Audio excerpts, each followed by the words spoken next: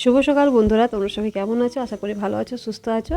আরও একটা সুন্দর ব্লগে তোমাদের অনেক অনেক ওয়েলকাম। আর এখানে আমার দেখো কি করছে পুচকুটা। সকালেই উঠে যায় জানো তো, সকালেই একদম আমি উঠবো 6টাকে উঠে যাবে, দিয়ে ওর বাবা রাখে।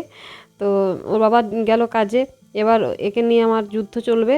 এখন তেল মাখাবো, সব বিছানাপত্র কেমন হয়ে আছে দেখলেই। আর এই যে কাছাকাছি সব হয়ে গেছে সকালেই, প্রতিদিনের মতো আর কি। আর কাশি হয়ে আছে জানো তো, প্রতিদিন সকালে যে স্নান করছি না, কাশি হয়ে যাচ্ছে প্রচণ্ড পরিমাণে। কাশি, সর্দি আর জল গরম গ্যাসে একটু মাত্র করি, কিন্তু মানে আর কত জল গরম করে করে করবো, কখনো কোনো ঠান্ডা জলে করা হয়ে যায়। তো সে আর কি, এত ঠান্ডাটা বেড়েছে না, একদম পুরো পাহাড় একদম জমিয়ে দিচ্ছে। তো স্নান করতেই হয়, তাছাড়া সময় পাওয়া যায় না। বাবা চলে গেলে তখন আর একে ছেড়ে কি করে স্নানে ঢুকবো বা কাপড় কাচা এগুলো করব। তার জন্য আমাকে সকালেই 6টার মধ্যে করে নিতে হয়। তারপর জলখাবার আছে, সেইগুলো আবার আছে, সব কিছু রেডি করে নিই। তার জন্য আর কি একটু 10টা থেকে যদি ডিউটিটা হতো তাহলে ভালো হতো। এত সকাল সকাল যেতে হয় না যে কি বলবো, আর তার জন্য আর কি অসুবিধা হয়ে যায়। তো চলো, কাপড় চোপড় সব মেলে দিয়েছি। তারপর কিছু ভেজা ছিল এরকম, বাবুর কালকে কেচেছিলাম, সেগুলো আর কি শুকোয়নি, সব মেলে দিলাম। আর রোদ তো আসেই না, তবুও সারাদিন মেলা থাকে, তবে যদি একটু শুকোই। তো সব কিছু মেলে তারপর এই যে বিছানাপত্র গুছিয়ে নিচ্ছি। আর পুচকুটা সব এই যে দুটো তাকে আছে, ওই দুটো তাকের জিনিসগুলো সব নিচের তাকে ফেলবে আর দেখবে, নিচে দাঁড়িয়ে দাঁড়িয়ে দেখবে। এত বদমাশ হচ্ছে, এত বদমাশ হচ্ছে। বাবা বলে তুমি এতটুকু তো ছিলে, আর এত বদমাশ হবে জানতাম না বাবা। এত দুষ্টু হচ্ছে না, আর সারাদিন একা থাকে তো বেচারা।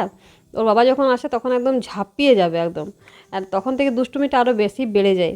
আর আমার কাছে এতটা পারে না, কারণ আমি একদিকে কাজ করি আর একদিকে ও নিজের মনে খেলে থাকে, তার জন্য আর কি এতটা পারে না। ওর বাবা এলে পরে একদম ওকে তো একদম মানে চটকে একদম একাকার করে দেয়। তো বাবা 10 মিনিটে বিরক্ত হয়ে গেলাম, দেখো সারাদিন আমি রাখছি আর তুমি 10 মিনিট রাখতে পারছো না।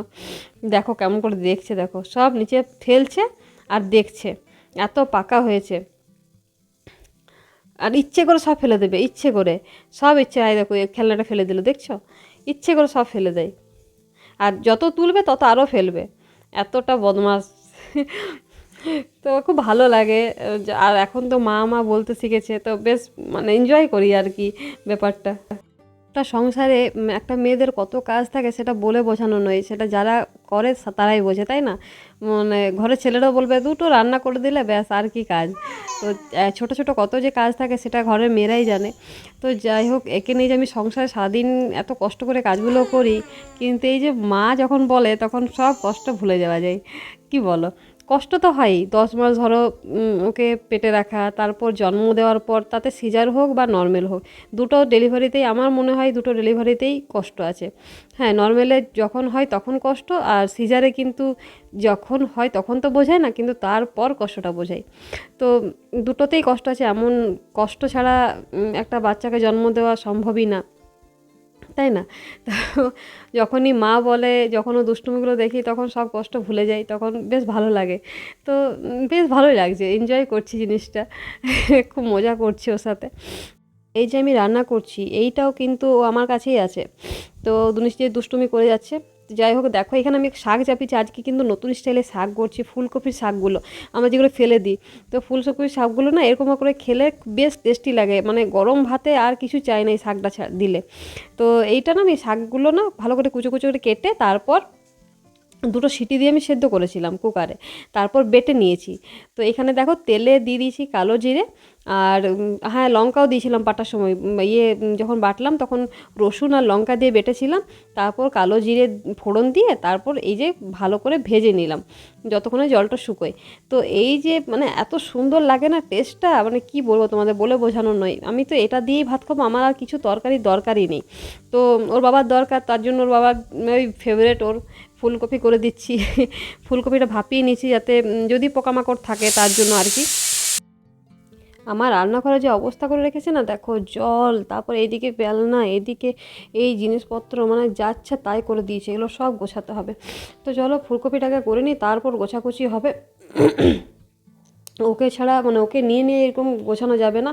আর যতই আমি শতরঞ্জিটাতে বসাচ্ছি ততই ও ভিজের দিকে আসছে, আর পুরো জলে একদম ভর্তি হয়ে আছে জিনিসপত্র, তো মানে সর্দি লেগে যাবে তাই না? তার জন্য আর কি যতই ওকে শুকনোতে বসাচ্ছি সেই একই জিনিস।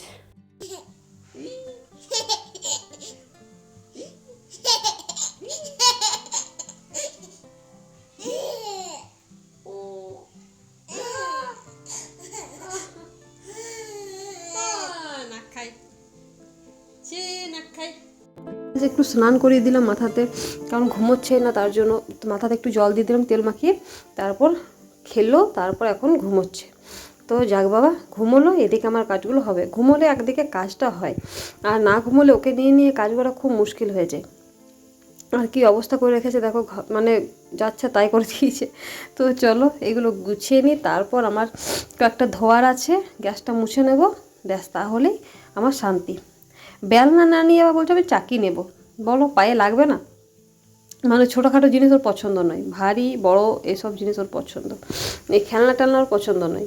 এই কোনো ডাব্বা দিয়ে দাও, কোনো আরও কিছু দিয়ে দাও, হাঁড়ি কড়াই দিয়ে দাও, ওইগুলো নিয়েও খেলবে। তো এই হচ্ছে ওর ওর বাবা বলছে ভালোই হলো, আমার খেলনা কেনার টাকাটা বেঁচে যাবে, বেশি খরচা হবে না খেলনাতে। সত্যি খেলনার দিকে একটুও নেশা নেই, ও একটু দেখবে ব্যাস তারপরে ছুঁড়ে ফেলে দেবে, আর নেবেই না। তো এই হচ্ছে, তো একদিকে ঘুমোচ্ছে, একদিকে খাইয়েও দিলাম ওকে। এবার যা আছে এই কুকার আর কড়াই সেগুলো ধুয়ে তারপরে এই যে গ্যাসটা মুছে নিচ্ছি। ওই খাবার খেয়ে কুকার কড়াই ধুতে না খুব বিরক্ত লাগে, মনে একটু শুই। আর এই যে ধোয়া হয়ে গেল, এবার খাবার খেয়ে দুটো থালা ধোবো, হাঁড়িটা ধোবো, ব্যাস তাহলে হয়ে যাবে। তো এইভাবেই আমার দিন কাটে। কেমন লাগলো আজকে ব্লগটা জানিও, এভাবেই ব্যস্ত হয়ে থাকি একদম 2টো পর্যন্ত ওকে নিয়ে। আর ব্লগটা ভালো লাগলে অবশ্যই লাইক শেয়ার কমেন্ট করে আর সাবস্ক্রাইব করে পাশে থেকো।